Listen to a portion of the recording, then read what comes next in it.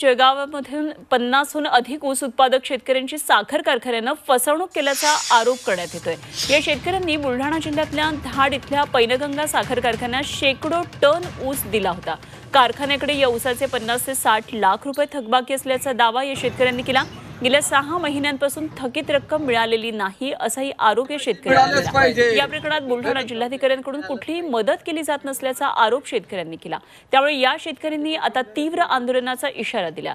दरम्यान शेतकऱ्यांच्या निवेदनाची दखल घेत जिल्हाधिकाऱ्यांनी या प्रकरणाची चौकशी करून कारवाई करण्यात येईल असं आश्वासन जिल्हाधिकाऱ्यांनी दिलं। आजपर्यंत त्यांनी 8 दिवसात पैसे पेमेंट करू बा अशी बोली केली होती कारखान्यांनी, पण आता 4 ते 5 महिने होईल तोपर्यंत त्यांनी 1 रुपया दिलेला नाही। या संदर्भामध्ये त्यांची जो तक्रार आहे ते आपले जिल्ह्याचे जो उपनिबंधक आहे आणि DDR आणि त्यासोबत आपले साखर आयुक्त कार्यालय पुणे यांच्याकडे त्यांचे निवेदन पाठवण्यात आलेलं, त्याच्यावर योग्य चौकशी करून म्हणजे योग्य कारवाई करण्यात